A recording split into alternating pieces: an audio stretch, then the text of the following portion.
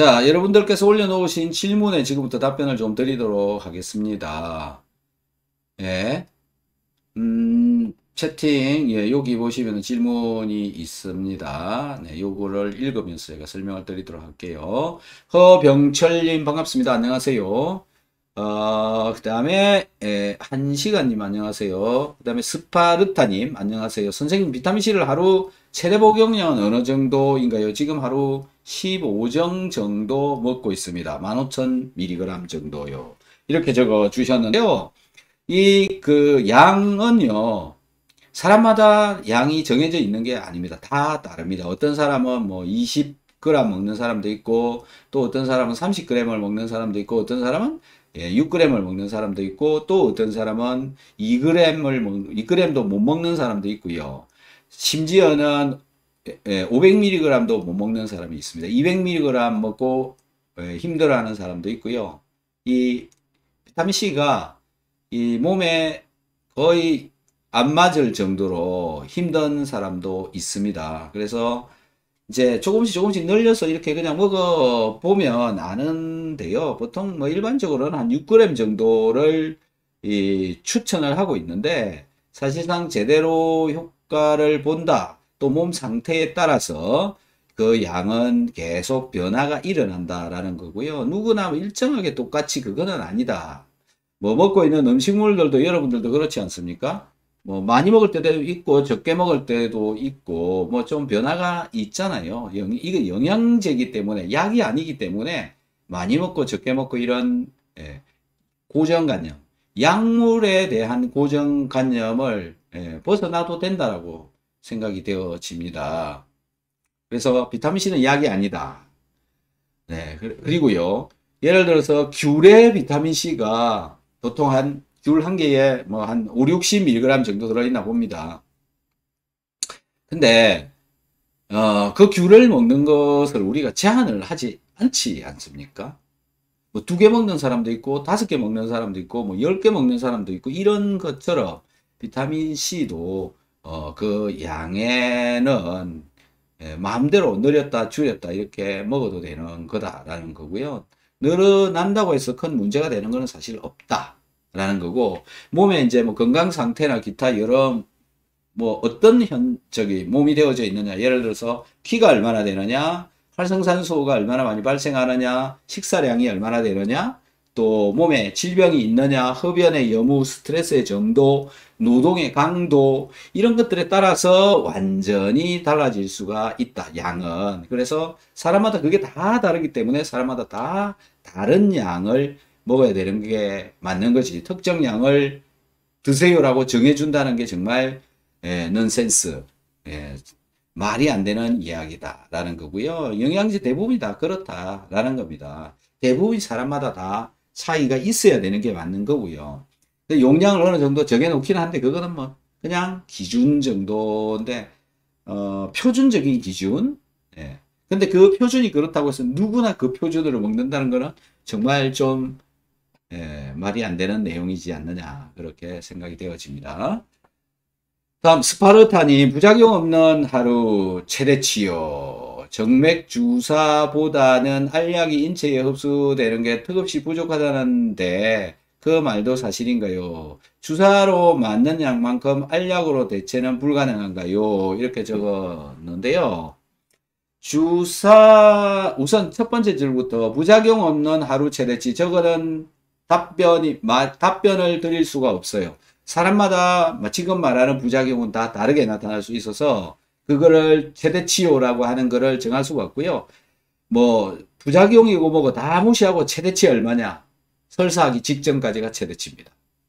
그 다음에 정맥주사보다 알약이 인체에 흡수되는 게, 정맥주사는 흡수하고 상관없이 그냥 피 속으로 다 들어가 버리는 거기 때문에 넣는 양대로 다 들어갑니다. 그 최대량은 그렇게 정해져 있지 않아요. 많은 사람은 100g까지 넣기도 합니다. 여기다가 혈관에다 100g이요. 그러니까는 비타민C 100개를 먹어도 괜찮다는 얘기죠. 여기 100g을 넣는 거니까요. 근데 비타민C를 많이 먹는 사람은 150g을 먹는 사람도 있습니다. 하루에요. 그런 사람도 있다라는 거죠. 그리고 그렇게 먹어도 아무렇지도 않다라는 겁니다.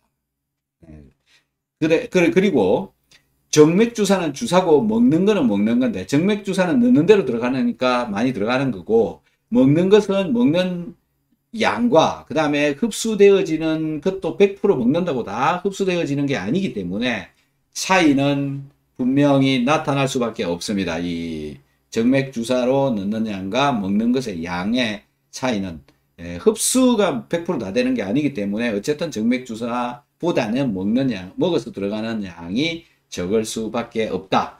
이렇게 보시면 될 것 같고요.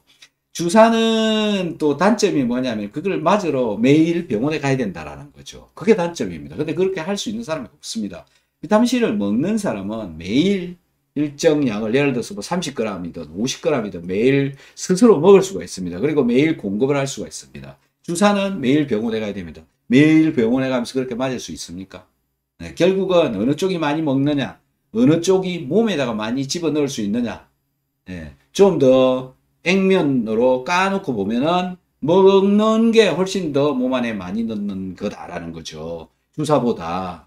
그러니까 주사가 너무 뭐 원래부터 좋은 거다라는 게 아니다라는 겁니다. 전혀 목적이 다릅니다. 목적이. 주사를 통해서 집어넣었을 때의 목적과 입으로 먹었을 때의 목적이 서로 다르기 때문에 지금 저렇게 두 가지를 비교를 한다는 것도 말이 안 되는 이야기입니다. 왜? 목적이 다르기 때문에. 그래서요. 주사로 지금 주로 집어넣는 사람은 어떤 사람들이 있냐면 술이 너무 많이 취해가지고 술이 깨고 싶다. 항암을 하고 싶다. 또 극심한 피로로 인해서 빠른 시간 내에 피로 회복을 하고 싶다. 이런 경우에 비타민C를 이렇게 하는 거고요. 먹는 경우에는 항상 일정하게 비타민C를 내 혈액 속에 일정 농도를 계속 유지를 하고 싶다. 계속. 그리고 편하게 먹어서 유지를 하고 싶다. 그럴 경우에 먹는 거고요. 그 다음에 소화를 잘 되게 하기 위해서 먹어주는 거. 그거는 가능해지는데 혈관에 주사로 넣어가지고 소화를 잘 되도록 해준다. 그거는 안 되는 겁니다. 전혀 관계가 없습니다. 주사 맞는 걸로 소화를 목적으로 주사를 맞는다. 비타민C를 그거는 도움이 전혀 안 된다라는 겁니다. 그래서 서로 목적이 전혀 다르기 때문에 비교 자체가 안 된다라는 거고요. 예. 그래서 편한 거를 선택을 하시면 되겠죠. 주사를 맞기가 편하면 매일 가셔서 주사를 맞으면 되는 거고요. 충분한 양 많이 넣을 수 있습니다. 주사 맞으면 뭐 50g도 좋고 100g도 넣을 수 있고요. 아주 좋죠. 네. 근데 맨날 가셔야 된다. 근데 먹는 거는 먹는 양이야 뭐 자기 마음대로 먹으면 되는 거잖아요. 50g 먹어도 되고 100g 먹어도 되고 그거 스스로 그냥 먹을 수 있는 거니까 하루 종일 또 먹어도 되고 그런데 이 먹을 수 있는 양이요 사람마다 좀 차이가 있다라는 건데 질병이 많으면 많을수록 먹을 수 있는 양은 증가합니다. 질병이 적으면 적을수록 먹을 수 있는 양은 감소가 되어진다라는 거죠.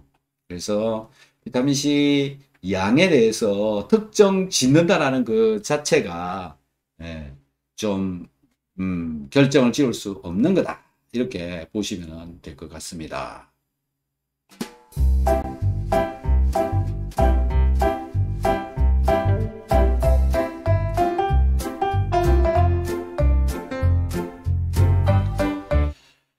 자, 다음 또 질문이 있네요. 누리바다님, 안녕하세요. 오늘도 수고하십니다. 부민님, 안녕하세요.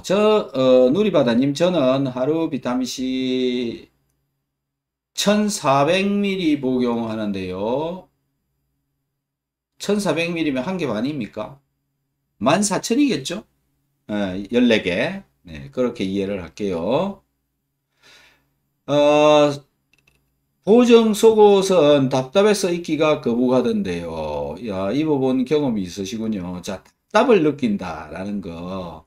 보정 속옷이요. 제가 보기에는 장점도 있지만 단점도 많다. 무조건 장점만 있는 건 아니다라는 거고요.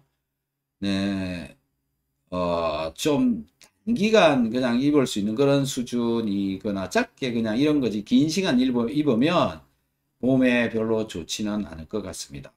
일단 뭐 여러 장단점이 있으니까 그거 고려하셔서 너무 꽉 조이게 입는 거는 정말 치명적인 문제를 일으킬 수도 있다라는 겁니다. 허병철님, 동맥경화 같은 혈관을 깨끗하게 하려면 어떤 영양제가 도움이 될까요? 혈관이 깨끗해진다라는 거는 혈액 속의 물질의 양이 감소해야 되는 거잖아요. 혈액 속의 물질의 양이 감소해야 된다.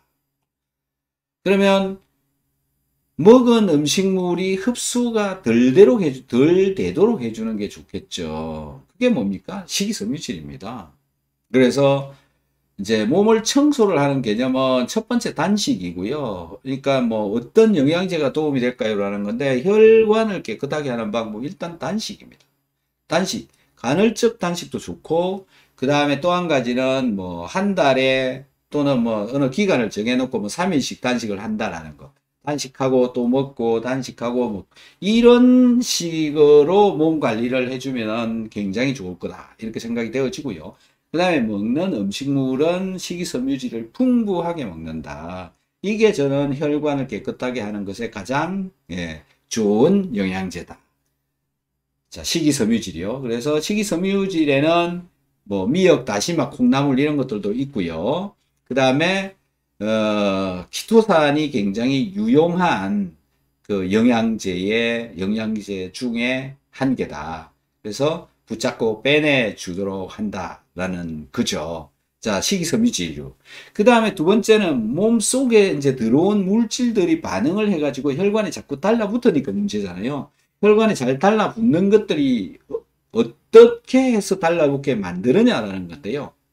내 몸속에서 발생하는 활성산소라고 하는 놈이 콜레스테롤이나 지방이나 혈관벽을 손상을 시켜서 혈관벽에 고장이 나면 염증이 생기면 그걸 고치려고 콜레스테롤이 가서 달라붙는다. 이렇게 해서 혈관벽에 문제가 생기는 게 있다.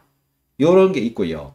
그러니까 혈관벽에 상처가 안 나도록 해야 되겠죠. 혈관벽에 상처가 잘 나도록 해주는 게 누구냐 하면 포도당입니다. 여러분들이 먹고 있는 탄수화물. 네, 그 다음에 활성산소입니다. 이 두 가지를 조심을 해야 되는 것이고 활성산소는 제거하는 영양제를 일단 먹으면 되겠죠. 자, 활성산소는 콜레스테롤을 산화를 시켜서 혈관벽에 달라붙기도 하고요.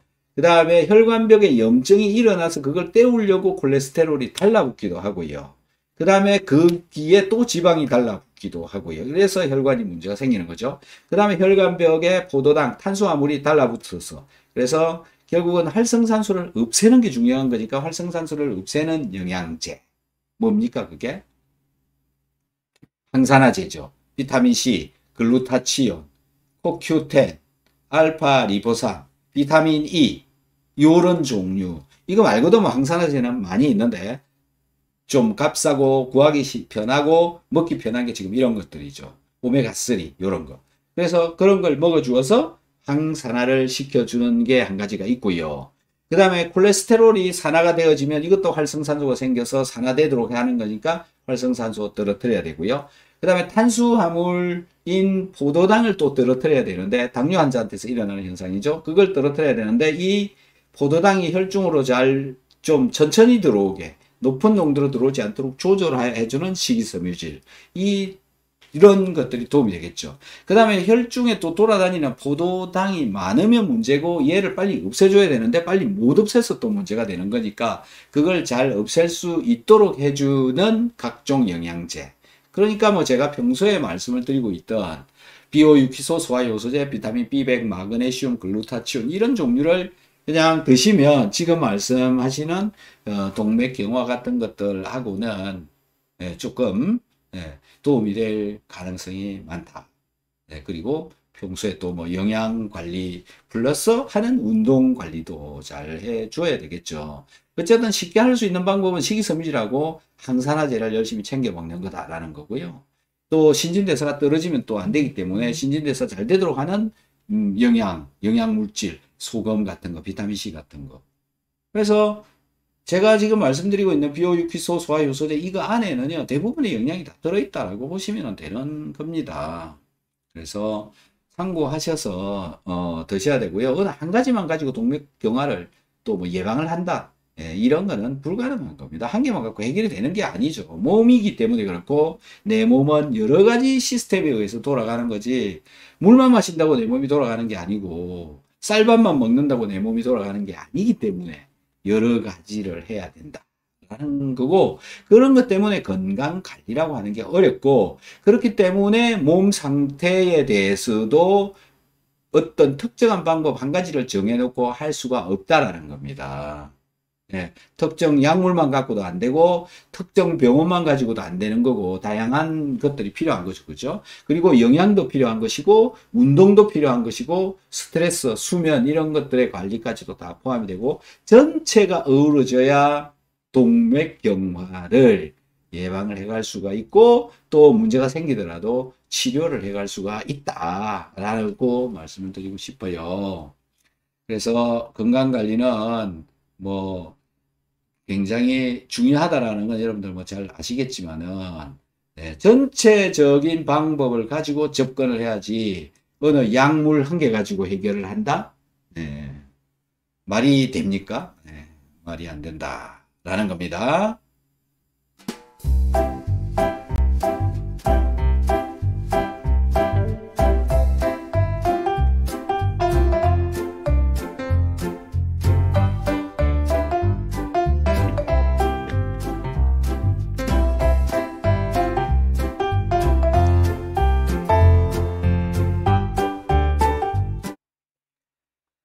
자, 그리고 다음 또 한번 볼까요?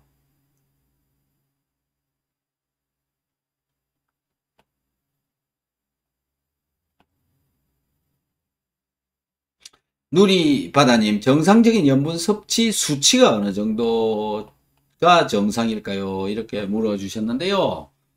정상적인 수치가 예, 소변의 염농도가 0.9% 정도 나오는 게 저는 정상적인 수치다 이렇게 생각을 합니다. 예, 그것에 근거가 되는 거는 뭐냐면은 일본의 그 건강검진센터에 검진을 하러 오는 사람들을 대상으로 소변의 염농도를 조사를 해봤더니 0.8%에서 1.3% 사이에 나오는 사람이 대부분이더라라는 겁니다. 그러니까 그 범위에 왔다 갔다 하면 되는 거죠. 그래서 그 뭐 약간 뭐 그 아래로 내려가도 그 위로 올라가더라도 큰 문제는 없다. 근데 그게 장시간 아래로 내려가 있거나 장시간 위로 올라가 있거나 그러면 문제가 될 수 있는 거죠. 우리 몸은 항상 일정한 농도의 소금의 농도를 유지하도록 되어져 있습니다. 어디서 하느냐 하면 신장 부신에서 이 염분이 부족하면 염분이 못 나가게 하고 염분이 남아돌면 염분이 빠져나가게 하고 이렇게 해서 혈중의 염분 농도를 약 0.9% 정도로 항상 유지를 할 수 있도록 자동 조절이 되어지게 되어 있습니다. 그래서 염분을 적게 먹더라도 혈액 중에서는 어느 정도 혈중 염분 농도를 유지시켜 준다라는 거죠. 염분이 부족하면 못 나가도록 하니까요. 자, 그러면 내 몸이 염분을 조절을 해주니까 염분 농도는 일정하게 유지되는 거니까 굳이 들어와 있는 농도 그대로 유지하고 염분을 먹을 필요가 있냐 이렇게 생각할 수도 있겠죠. 자, 그 농도를 제어하는 건 어디서 하는 거냐면 혈액 속의 농도만 제어를 해주는 겁니다.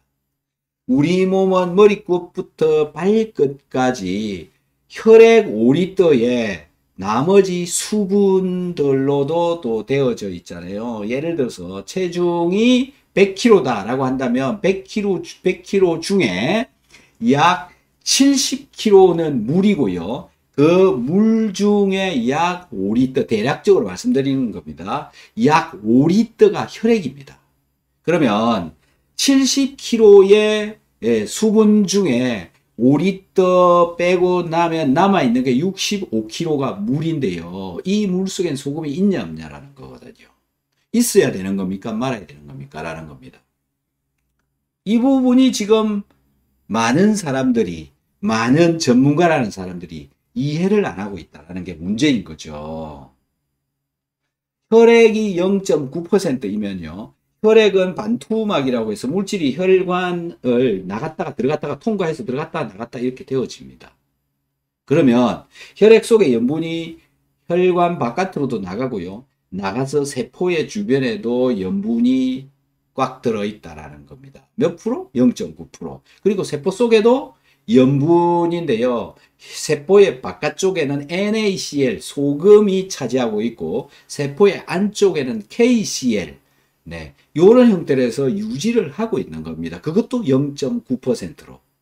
그런데 혈관 속에는 0.9%를 유지를 항상 내 몸이 시켜주지만 혈관의 바깥쪽인 아까 말한 65kg에 해당되는 그 물 속에는 내 몸이 염분 농도를 맞추어주지 않는다는 거죠.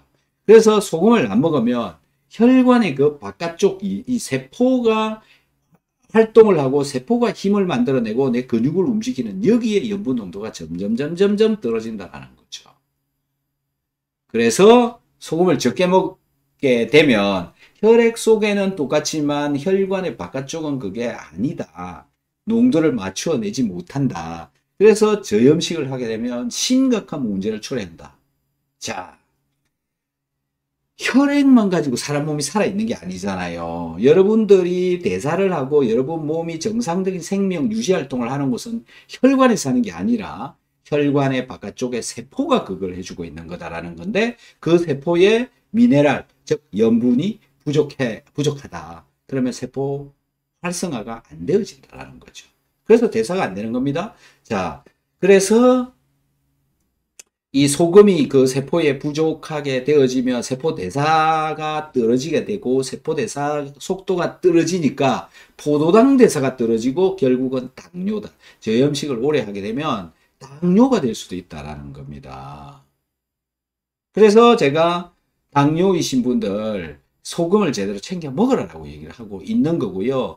포도당 대사가 되어져야 포도당이 떨어지고 그걸 해주는 게 소금이 있어야 된다는 거죠. 이런 겁니다. 심지어는 뭐 소금을 지금 먹으라 그러니까 제가 소금을 엄청 많이 먹어라, 작게 먹어라 이 얘기를 하는 게 아닙니다. 예, 그리고 싱겁게 먹어라, 절대 싱겁게 먹지 말아라고 이야기를 하는 겁니다. 적당한 양을 먹어줘야 된다라는 건데요. 그 적당량이 얼마냐 이거죠. 그게 소변의 염농도가 0.9% 정도 나오게 먹는 게 적당량이다라는 거죠. 그러면 어느 정도 되는지 아십니까? 소변의 염농도가 항상 0.9%가 나오려면 하루에 2리터의 소변을 넣는다면 0.9%면 298, 18g입니다.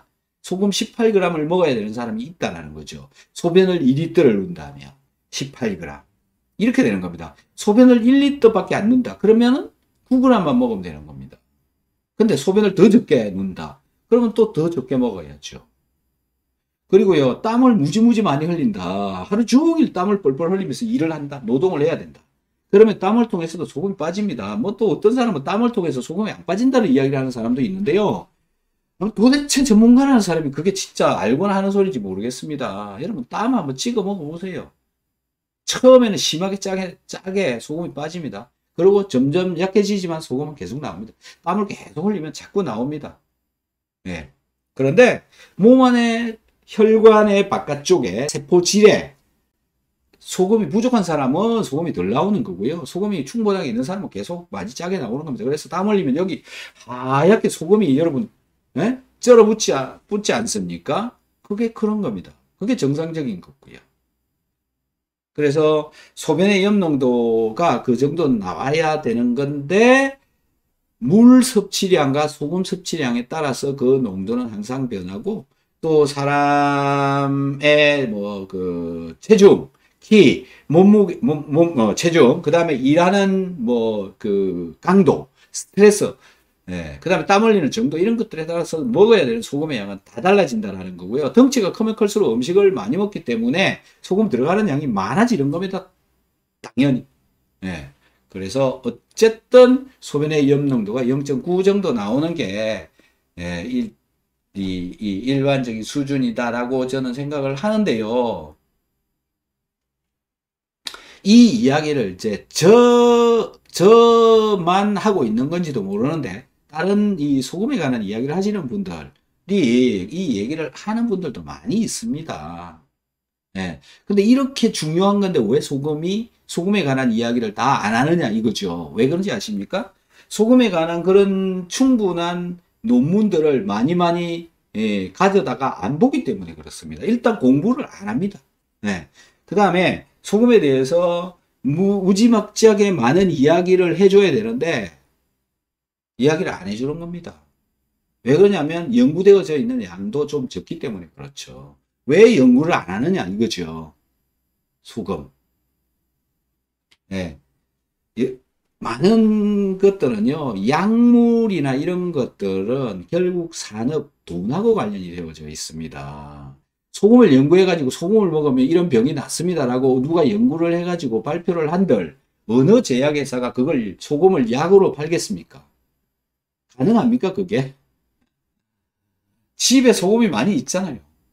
그래서 안 하는 겁니다. 회사들이 소금 연구를 해봐야 다 쓸데가 없기 때문에 안 하는 겁니다. 예. 그렇기 때문에 많은 사람들이 소금 먹으라 소리를 열심히 이야기를 안 하는 겁니다. 할 필요가 없기 때문에. 왜? 돈이 안 되니까. 먹지 마라 소리만 많이 하고. 예. 먹지 마라 이야기는 또 많이 연구가 또 되어져 있죠. 참 신기하죠. 그죠? 왜 그런지 아십니까? 그거는 또. 예. 소금 안 먹으면요. 병이 많이 생깁니다. 뭐 또 다른 영상에 제가 이런 이야기를 해놓은 게 있으니까 그걸 참고로 해서 한번 보시고요. 염분은 절대로 적게 들어가 가지고는 몸이 제대로 돌아갈 수가 없다. 이렇게 한번 생각을 하셔서 소변의 염농도를 맞추어라 라고 하는데 또 이제 질문을 이렇게 하시죠. 도대체 소변의 염농도를 어떻게 맞춰야 되느냐? 어디 가면 재줍니까? 이렇게 질문하시는 분이 있는데요. 네, 대부분의 병원에서는 소변의 염농도를 안 재줍니다. 없습니다. 왜요? 모른다. 네, 그 다음에 재줄 방법도 별로 표준화되어져 있는 것도 없다. 왜? 소금 그거 알아서 돈 되지 않는다. 소금 그거 필요 없다. 네, 그렇기 때문에 그런 겁니다. 그런데 피 속에 링거로는 꽂아줍니다. 왜? 그거 꽂으면 돈도 돼요. 네. 그리고 사람들이 그거 꽂아주면 잘 살아나요.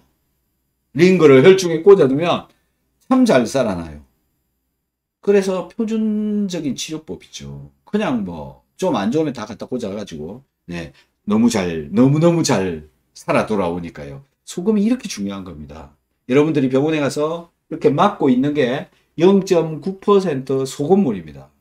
또 어떤 경우에는 0.45% 소금물도 있습니다. 그걸 여기 꽂아주는 겁니다. 그래서 지금 방송을 보시는 분들 중에서 난 힘이 너무 없다.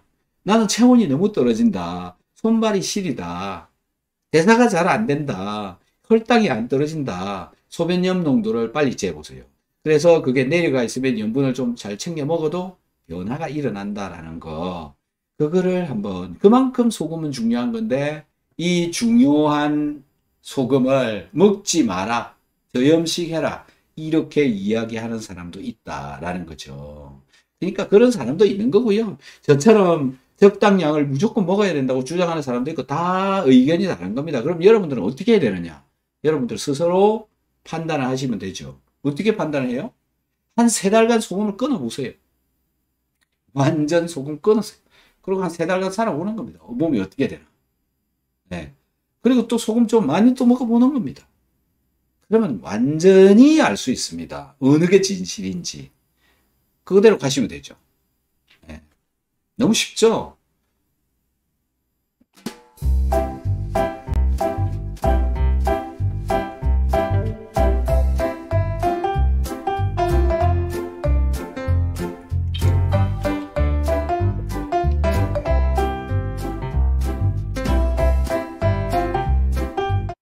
자, 스파르타님. 네. 친절한 답변 감사드립니다. 선생님, 비타민C 주사로는 소화작용과 관계가 없다는 사실을 처음 알게 되었습니다. 알약이 가성비가 최고네요. 소화작용도 되고요. 계속 늘려보겠습니다. 설사 직전까지요. 맞습니다. 체험해보시면 됩니다. 네, 그렇게 하시면 되고요. 지금 그 위에 모나코님. 안녕하세요. 근육 강화에 이것만은 꼭 먹어야 된다. 이런 영양제 추천 부탁드립니다. 스탠다드 아미노산입니다. 스탠다드 아미노산 플러스 아르기닌. 아르기닌이라고 있어요. 그거 그 다음에 스탠다드 아미노산은 글루타민이라고 하는 거하고 BCAA가 들어있는 건데요. 그러니까 BCAA의 세 가지랑 그 다음에 글루타민이랑 요거 네 가지가 가득 들어있는 거라고 보면 되는데 300g에 19,900원밖에 안 합니다. 무지 싸죠. 300g에. 그것도 순수한 아미노산이. 예. 그거를 하루에 10g 정도씩 10g이요. 예. 드시면은 되고요. 거기에 플러스해서 아르기닌 요거 열심히 먹어야 되고요. 요거 자체가 아미노산인데 이 아미노산이 근육을 만드는 데 쓰이는 건데 단백질 파우더라고도 있어요. 예, 그래서 단백질도 많이 먹고 그러잖아요. 그죠? 근데 그걸 먹는 사람은 어떤 사람이어야 되느냐면 소화가 너무 잘 되는 사람, 건강한 사람에 해당되는 겁니다. 소화가 잘 되는 사람은 단백질을 그냥 챙겨 먹으면 되는데 소화가 안 되는 사람은 단백질을 먹어도 소화가 안 되고 소화가 안 되니까 그냥 다 나가버리고 또는 흡수되더라도 소화 안 된 거는 몸 안에 들어가서 염증만 일으킵니다. 그러니까 오히려 몸에 해로워요. 그래서 단백질을 먹는 것보다는 아예 분해가 되어져 있는 아미노산을 먹고 몸이 건강해지고 소화가 잘 되고 또 먹었던 아미노산 가지고 소화 효소도 만들고 이렇게 몸이 잘 돌아가면 이제 단백질을 또 챙겨 먹으면 되죠. 그런 방법을 택하는 게 맞습니다. 그래서 뭐 질문 굉장히 좋은 질문인데 이 근육을 만드는 아미노산을 챙겨 먹는 게 맞죠. 단백질 쉐이크를 막 열심히 만들어 갖고 이렇게 많이 마시는 사람도 있는데요. 건강한 사람한테 해당되는 거다. 운동 열심히 하는 사람이 그런 거 먹어도 소화도 되고 소화가 되어야 또 근육 만들고 되는데 그게 잘 안 되거든. 아예 아미노산으로 되어져 있는 것을 그냥 먹어버려라. 그리고 몸이 건강해지면 또 예, 이렇게 말씀을 드리고 싶습니다. 네. 누리바다님 0.8에서 1.3% 이렇게 정리를 해 주셨는데요. 네. 이 일반적인 데이터가 지금 그렇고 우리나라 국민들도 측정을 해봐도 아마 저런 수준으로 나올 거다라고 생각을 합니다. 그래서 여러분들도 한번 재보시면 되죠. 그래서 나는 0.8에서 1.3% 사이에 나오는가? 나오지 않는다면 염분을 어떻게 먹을 것인가? 예, 염분을 줄여서도 먹어보고 늘려서도 먹어보고 그런 걸 한번 해보시면 내 몸에서 염분 조절이 가능해지는데요. 답이 뭐냐면 세포질, 즉 체액이 들어있는 물이 들어있는데도 약 0.9%가 나온다라는 거고요. 그렇기 때문에 소변도 0.9가 나와야 되는 게 맞다라는 게 답이다. 저는 그렇게 생각합니다. 물론 다른 의견이 있다라는 거 다시 말씀을 드립니다. 또 뭐 소금 무조건 저염식 해야 된다 이런 얘기를 하는 사람도 있습니다. 그러니까 저는 이렇게 열심히 이렇게 엄청나게 얘기를 하고 있는데 또 와가지고 누구는 저기 뭐야 저염식 하라고 그러는데 이렇게 네 생각이 틀렸냐 맞냐 따지면 그럼 이제 저는 할 말이 없는 거죠. 네. 마음대로 하시라는 거예요. 네. 여태까지 그렇게 뭐 따지는 사람 별로 없었는데 혹시 여러분들 중에서도 그런 생각이 드시는 분이 있거든. 여러분 마음대로 하면 되는 겁니다. 뭐 안 그래도 여러분 마음대로들 하고 계시는 거니까요. 제가 여러분들을 어떻게 할 수는 없는 거잖아요. 모든 결정과 판단과 행동은 여러분들 스스로 하는 것이고요. 여러분들이 네, 책임지고 하시는 거죠. 제가 책임을 지어주는 것은 없다. 네. 그래서 많은 유튜브들은 제 앞에다가 면책 조항을 이야기를 하고 있는 겁니다. 면책 조항. 나는 내가 하고 있는 말에 대해서 예, 이 책임을 지지 않는다라는 겁니다. 그래서 SNS가 예, 이 장점도 있지만은 단점도 있다라는 거고요. 잘 선택을 하셔야 되고 잘 선별을 해야 되고 너무너무 많은 정보가 지금 돌아다니고 있는데 그 중에 올바른 진실된 정보를 골라 잡는 것은 정말 중요하다고 생각이 되어집니다. 그래서 그 선택은 결국 이제 무슨 일이 벌어지느냐? 내가 얼마나 열심히 공부를 하느냐. 여기에 달려 있는 거죠. 열심히 여러분들도 공부를 하셔야 예, 좋은 정보를 붙잡고 좋은 정보로 인해서 건강해지기도 하지만 돈도 벌 수 있다라는 겁니다. 지금은 세상이 그렇게 바뀐 겁니다. 정보, 좋은 정보, 진실된 정보, 제대로 된 정보를 붙잡는 자가 훨씬 더 행복하고 풍요롭고 건강한 삶을 살 수 있다라는 거죠.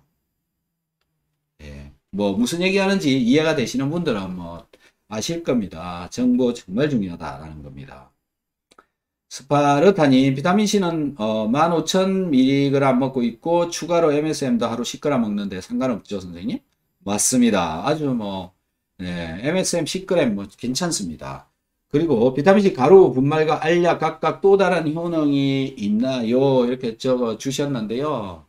그러니까 알약이나 가루가 어떻게 다르냐 그렇게 물어보는 것 같은데, 알약은 먹었을 때 위장 속에서 좀 천천히 녹습니다. 가루는 미리 녹여가지고 마시는 사람도 있고 가루약을 먹고 물을 마셔버리는 분도 있는데, 어쨌든 알약, 가루약 녹는 속도가 차이가 많이 납니다. 자, 녹는 속도가 빠를수록 좋을까요? 느릴수록 좋을까요? 위장 속에 들어왔을 때. 여러분들은 어떻게 생각하십니까? 어느 게 더 좋은 겁니까? 네. 그건 저의 닥터 한스 비타민C 알약 분말 찾아보시면 뭐가 어떻게 차이를 나타내는지 나와 있습니다. 그 영상을 참고해서 보시고요. 소화를 시키는 데는 알로 된 걸 먹는 게 도움이 더 됩니다. 위장한테는 알로 된 게 도움이 많이 됩니다. 그래서 위궤양이나 속쓰림을 가지고 계시는 분은 절대 비타민C 가루로 먹지 마십시오.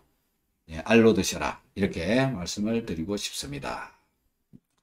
자, 그리고 아래 누리바다님께서 1만원, 네, 기부해 주셨네요. 너무너무 감사합니다. 자, 이렇게, 네, 야호라고 이렇게, 네, 고맙습니다. 누리바다님. 네.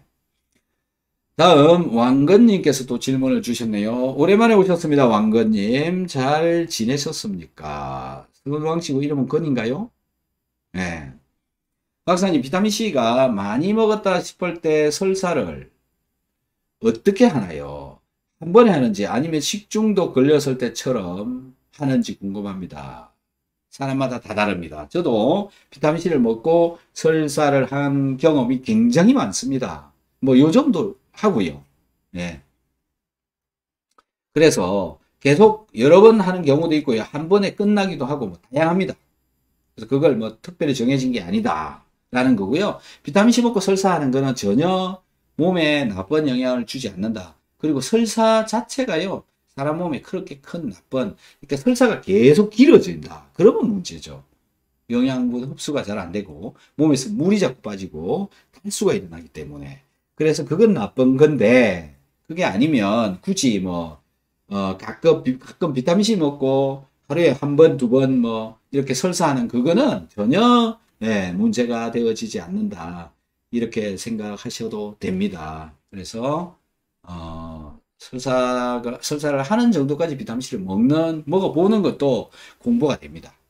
한번 해보시기 바랍니다. 그리고 비타민C를 먹었는데 왜 설사를 할까? 이런 것도 생각해 보시면 좋겠죠. 누리바다님, 예전에 에어컨 없을 때 더운 현장에서 일할 때 생수에 소금을 녹여 생수를 섭취하는 기억도 있습니다. 맞습니다. 그래서 자, 일부러 생수에 소금을 넣어가지고 마셔야 되는 사람도 있다라는 겁니다. 용광로에서 작업하는 사람들이요. 거기는 알갱이 소금을, 그러니까 포도당하고 소금하고 같이 섞어 놓은 그런 이 소금이 있습니다. 그걸 집어 먹으면서 힘을 쓰면서 일을 하고 땀으로도 소금이 빠져나가고, 그럼 하루에 먹는 소금의 양이 얼마나 되겠습니까? 엄청 많습니다. 그리고 그렇게 먹지 않으면 작업을 할 수가 없습니다. 네, 그리고요, 운동을 하면 땀이 나잖아요. 땀이 나면서 수분도 빠지지만 염분도 빠진다. 자, 땀을 내보내는 이유가 몸에 열을 식히기 위해서도 하지만 염분의 양을 조절을 하기 위해서도 땀이 빠진다라고 저는 생각을 합니다. 염분 농도가 자꾸 떨어지면 힘을 쓸 수가 없기 때문에 그렇죠. 자, 그래서 염분 정말 중요하다. 네, 이렇게 생각합니다. 자, 누리바다님, 수면 부족과 식사를 제대로 못하고 신경을 많이 쓰다 보면 당 수치가 떨어지지 않는 것은 무슨 현상일까요? 상당히 좋은 질문을 해주셨네요. 여기에. 네, 그러니까, 이 스트레스, 수면 부족, 그러니까 수면 부족과 혈당, 이런 얘기를 물어보고 있는 겁니다. 잠시 후에 답변 드리도록 하겠습니다.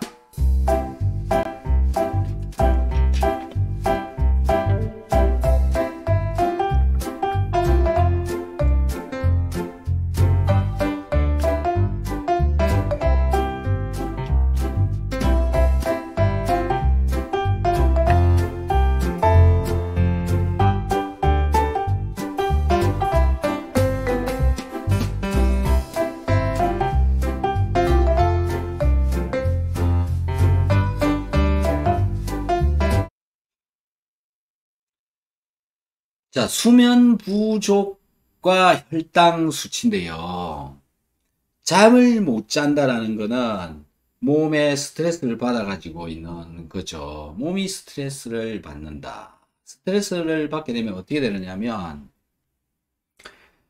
그 교감신경이 항진이 되어지고, 교감신경 항진이 되어져 있으면 글루카곤이라고 하는 것이 췌장에서 분비가 되어집니다. 이게 뭐냐면, 내가 자꾸 눈을 뜨고 있고 살아있고 움직이고 긴장을 해가고 있으면 내 몸에서 에너지를 자꾸 가져다 써야 되거든요. 그 에너지를 가져오게 하려면 내 몸의 간과 근육에 저장되어져 있는 글리코겐이라고 하는 것으로부터 글리코겐을 분해를 시켜서 포도당을 만들고 그 포도당이 혈중으로 자꾸 나오게 해야 그 포도당을 다시 세포에 가져다가 쓸 수 있도록 되는 거죠. 준비를 하는 겁니다. 그러니까 혈당이 자꾸 분비되어져 나오는 겁니다. 글루카곤이라고 하는 것이 췌장에서 분비되어지고 그게 분비되어지면 간과 근육에 저장된 글리코겐이라고 하는 것이 분해가 되어져서 포도당이 되어져 나온다라는 거죠. 그러니까 글루카곤이 분비되니까 계속 혈당이 쏟아져 나오는 겁니다. 그래서 혈당이 올라가는 거죠. 그러니까는 내 몸을 지키기 위해서 에너지를 공급을 하기 위해서 하고 있는 자연적인 현상입니다. 결국은 혈당을 떨어뜨리려면 혈당을 떨어뜨리는 당뇨약을 먹는 게 아니다. 당뇨약을 먹는 게 아니라 수면을 취해야 된다라는 거죠. 전부 지금 해야 될 거 안 하고 딴 거 하고 있는 겁니다. 자, 그리고 이제 수면은 정상적으로 취해야 되는데 그걸 또 수면제를 먹고 잠을 자도록 만듭니다. 그러면 이제 몸의 이 조절 능력, 아까 말한 교감신경 항진, 스트레스 받고 불면하면 교감신경 항진이 되어진다. 자, 신경에 문제가 생긴다. 그래서 약물을 가지고 또 신경을 안정을 시킨다. 이러니까 뒤죽박죽이 돼버리는 겁니다, 몸이. 여러분, 갱년기가 되면 나타나는 현상 중에 한 개가요, 체온이 올라갔다 내려갔다 지 마음대로 식은땀이 났다 땀이 났다 우울해졌다가 기분이 좋아졌다가 얼굴이 달아올랐다가 막 지 마음대로 되잖아요. 똑같은 겁니다. 불면이 와서 수면제를 먹고 수면제로 신경을 강제로 안정을 시키고 그렇게 되면 몸 전체가 뒤죽박죽 이렇게 되어진다라는 거죠. 그러니까 당뇨에 있어서도 글루카곤 분비를 해야 될지 인슐린을 분비를 해야 될지 이게 뒤죽박죽 돼버리는 거죠. 그래서 자연적인 정상적인 몸의 그 조절이 되어지도록 관리가 되어져야 정상적으로 찾아갈 수가 있다라는 겁니다. 그래서 핵심은 뭐냐면 지금 수면 부족 해결해야 되고요. 수면 부족 이전에 해야 되는 게 뭡니까? 식사를 제대로 못하고 이거 해결해야 되는 겁니다. 혈당을 잡으려고 당뇨약을 먹는 게 아니고요. 식사를 제대로 저거를 잡아야 되는 겁니다. 먼저 해야 되는 게 저런 거죠. 그 다음에 신경을 많이 쓴다. 저게 무슨 얘기입니까? 스트레스를 많이 받는다. 이거죠. 네. 자, 그럼 스트레스를 왜 받는 거냐? 이제 이렇게 되는 건데요. 일을 너무 많이 한다. 일을 많이 하는 이유는 일로 인해서 나한테 들어오는 무엇인가가 있기 때문에 그 일을 많이 해야 되는 거죠. 결국은 뭡니까? 나의 목적이 일을 함으로 해서 나한테 얻어지는 그것으로 인해서 내 몸이 망가진다라는 겁니다. 그러니까 욕심이 과하면 내 몸한테 다시 피해가 온다라는 거죠. 얻는 것만큼 잃어버린다라는 거. 그래서 그걸 줄이셔야 되는 거고요. 그걸 줄이면 이제 밥도 제대로 먹을 수 있게 되는 거죠. 밥을 제대로 먹으면은 이제 영양이 전체적으로 골고루 잘 되고 혈당도 조절이 어느 정도 되는 거죠. 제대로 먹어야 된다. 즉, 잘 먹어야 된다. 이런 얘기를 제가 자주 하는데, 잘 먹는다. 잘 사는 거하고 부자로 사는 거하고 다 차이가 있는 거 아시죠? 그죠? 그거하고 똑같이 잘 먹어야 되는 거죠. 많이 먹어야 된다가 아니라 잘 먹어야 된다. 그래서 잘 먹으면 당 조절 자연히 잘 될 것이고요. 잠도 잘 오도록 되는 것이고요. 그거 제대로 안 하고 있으면 삶의 기본이 먹는 거, 내 생명이 돌아가는 근본이 먹는 것으로부터 만들어지기 때문에 먹는 건 굉장히 중요하고 무엇을 먹을 것인가 골고루 잘 먹어야 된다. 이런 거가 더 중요하다.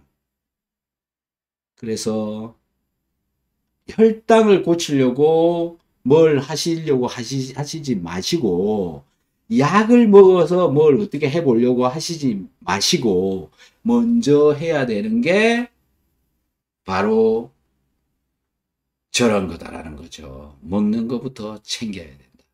네, 그리고 잠도 잘 잘 수 있도록 먼저 만들어야 되는데 그거 지금 안 해놓고 그대로 그냥 당 수치 올라간 상태에서 그걸 떨어뜨리기 위해서 약을 계속 먹게 되면 어떻게 되는지 아시잖아요. 약을 먹다가 약을 좀 더 먹다가 이제 약으로 해결이 안 되니까 인슐린을 넣고 인슐린의 단위가 자꾸 올라가다가 이제 신장 투석을 하러 간다. 이게 그냥 코스다. 당뇨병 환자의 코스가 이겁니다. 네, 그 다음에 눈이 망가지고 신장이 망가지고 또 이것도 그냥 코스입니다. 그냥 가는 길입니다. 그래서 당이 있다고 아무것도 안 고치고 그냥 약으로만 때우려고 하면 그냥 이 코스로 간다고 보시면 됩니다. 그러면 안 되고 생활 습관을 개선하고 먹는 음식, 운동 이런 것들을 전부 뜯어 고쳐가지고 해결을 보셔야 되고 절대로 약에 의존해 갖고 가면 안 된다. 중독이 되어진다. 약에 맞아 죽는다 이겁니다. 약에 나중에. 그래서 지금 뭐 적어 놓으신 것처럼 식사, 수면 우선 챙겨야 되는데 식사부터 챙겨야 되고요. 식사를 챙기게 되면 그 다음에 따라오는 게 뭐냐면 운동입니다. 운동을 하십시오. 네, 운동이 먼저. 먹는 게 먼저고 먹었다 그래 무조건 운동을 해야 됩니다. 그렇게 하시면 잠이 옵니다. 자, 운동하니까 당도 떨어지겠죠. 당이 떨어지니까 또 잠을 잘 수 있도록 되는 겁니다. 당 농도가 높은데 잠을 잘 수 있느냐? 그것도 아니다라는 거죠. 그러니까 이게 전부 맞물려서 돌아가기 때문에 한 개를 빼버리면 다 무너진다라는 겁니다. 그래서 식사부터 첫 번째가 식사고 식사 다음은 운동이고 운동 다음에는 수면인 겁니다. 그 다음에 그걸 전부 다 제대로 지키는데도 안 된다. 그 다음에 약인 거죠. 예. 근데 제대로 영양, 운동, 수면 요거 제대로 하면요. 당은 자연히 약 없이 떨어진다. 그걸 지금 그 진리죠. 이걸 제대로 못하고 있어서 많은 질병이 안 고쳐지고 있는 겁니다. 올라가 있는 혈압 안 떨어지는 거죠. 약밖에 안 되는 거고 약물 의존밖에 안 되는 거고요. 당뇨, 제2형 당뇨 조절 안 돼서 약으로 그냥 때우고 있는 겁니다. 또 그것밖에 안 가르쳐 줍니다. 그것밖에 하라고 안 알려줍니다. 그러니까요. 그래서 많은 고민과 공부를 통해서 방법을 찾아가야 되고 방법을 선택을 하는 것은 여러분들의 손에 있는 거고요. 무엇을 선택을 하든 어떤 것을 선택을 하든 여러분들의 손에 의해서 선택이 되어져야 된다는 거지 강제로 뭐 이걸 해야 되고 이런 거는 아니다라는 겁니다. 그래서 어쨌든 잘 해 보셔야 되고요. 공부 열심히 하셔야 답을 얻어갈 수 있다라고 생각을 합니다. 모나코님, 네, 2만원 감사합니다. 유익한 방송 감사합니다라고 적어주셨습니다. 고맙습니다. 네. 자, 앞으로 5분 정도만 더 여러분들 질문을 좀 받도록 하겠습니다. 오늘 너무 참여해주신 여러분께 감사드리고요. 또 질문들 너무너무 수준 높은 질문들을 많이 해주시네요. 저도 즐겁습니다. 고맙습니다.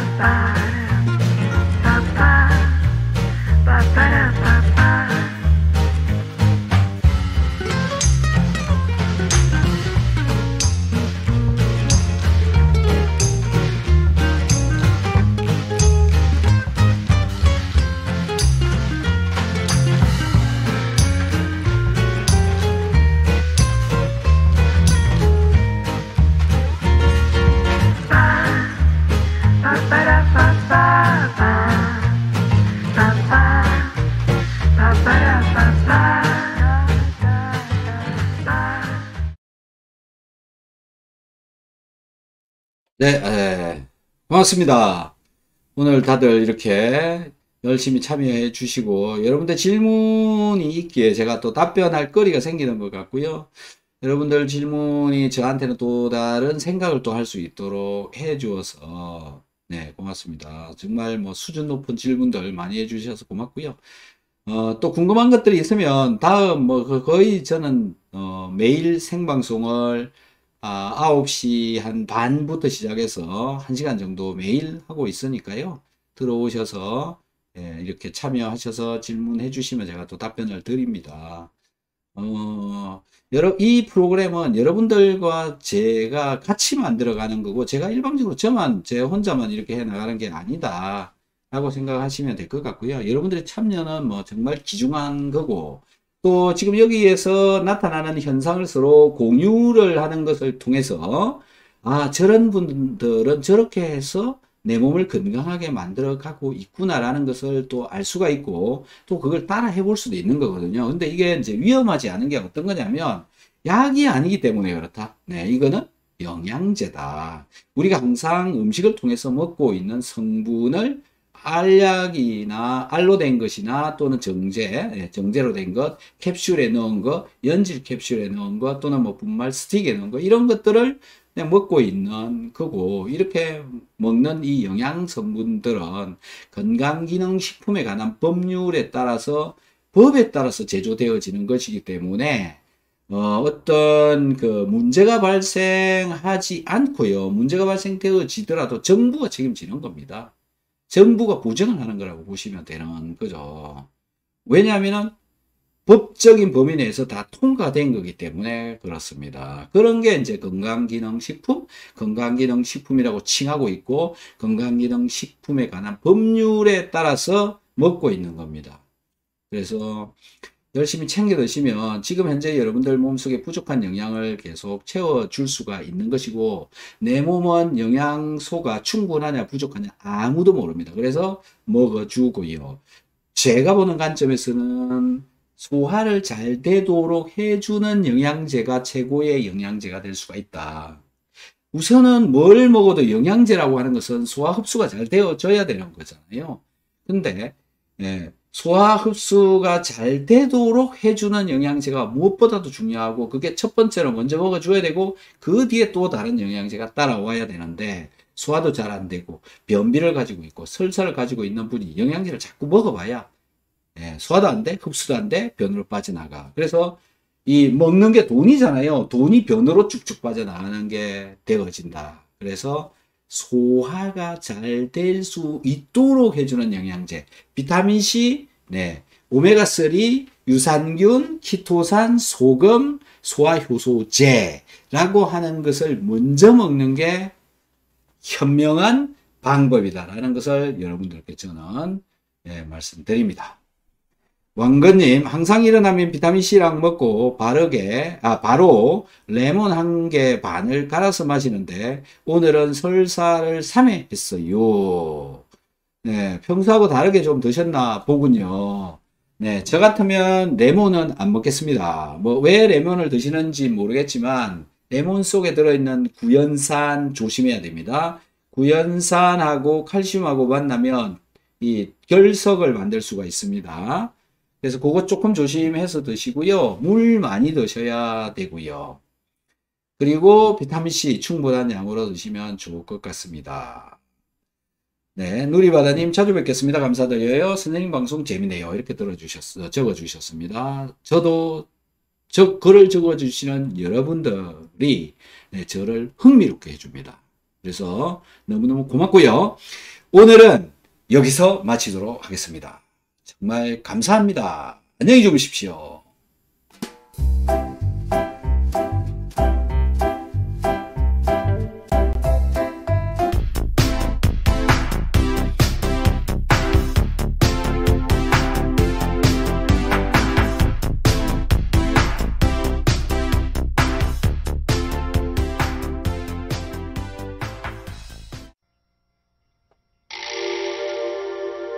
옛부터 장수의 비결은 소식이라 했습니다. 과다한 음식물로 혹사당하는 우리의 몸.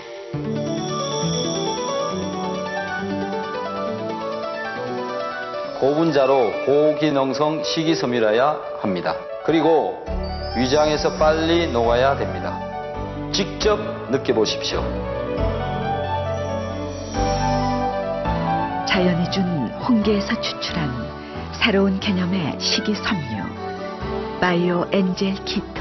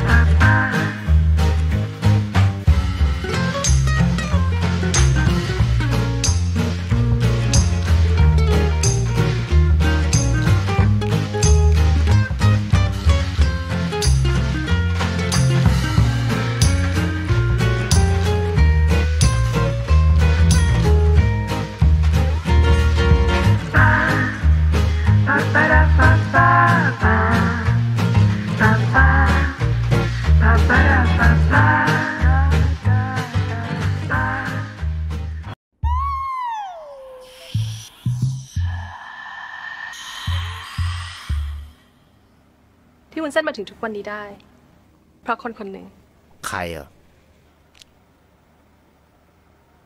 นี่ไง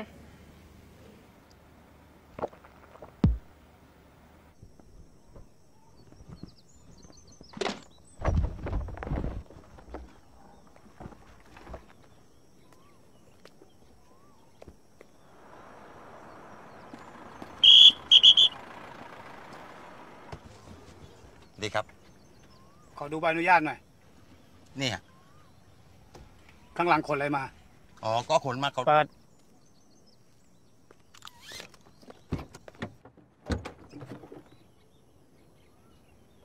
มันทั้งนั้นเลย มาจากไหน มาจากปากครับ แล้วจะไปไหน ไปพุง เข้าไม่ได้อะมันแผลบเลย อย่างนี้ต้องจับ พี่จะบ้าเหรอ จากปากไปพุงเนี่ยผมขนมาร่วม20 ปีแล้วพี่ อะไรมันเข้าไม่ได้ ก็วิ่งทุกวันนะผมไม่เคยโดนจับเลย แต่วันนี้ต้องจับ จับข้อหาอะไร ขนมันไปพุง ไม่จะทำอะไร อย่างนี้ต้องจับไง มันจะจับได้ยังไง ก็กูบอกแล้วไง มันเข้าไปไม่ได้ มันไม่ผิดอะเส้น จะ ที่ เข้าไม่ได้ไม่ผิดได้ไง อย่าเพิ่งเข็นอะไร มึงจะเอากับกูใช่ไหมอะ ไม่พี่แต่พี่มี ห เห รือ ตุผ มึ ล งจะเอา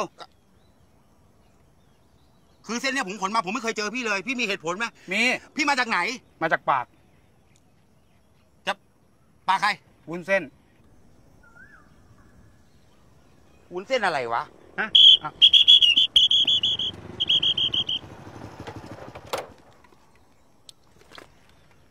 จะไปไหนเนี่ย ไปต้นขาครับ เปิดดิ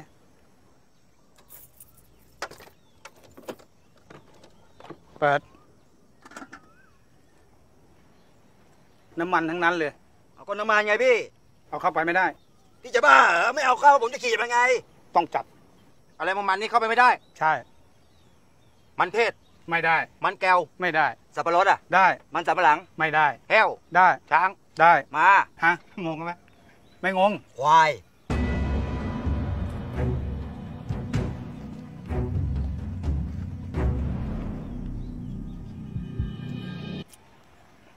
หน้ามัน หน้าก็เอาเข้าไปไม่ได้ บ้าไปแล้ว ก็เมื่อก่อนมันเข้าได้อ่ะ เดี๋ยวนี้ไม่ได้เขาห้าม เขาอะใคร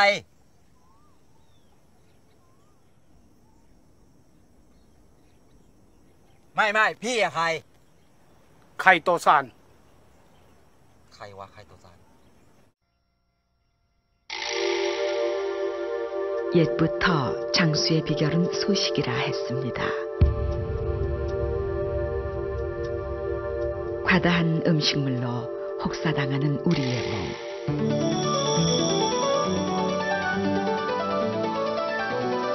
고분자로 고기능성 식이섬유라야 합니다. 그리고 위장에서 빨리 녹아야 됩니다. 직접 느껴보십시오. 자연이 준 홍게에서 추출한 새로운 개념의 식이섬유 바이오 엔젤 키토.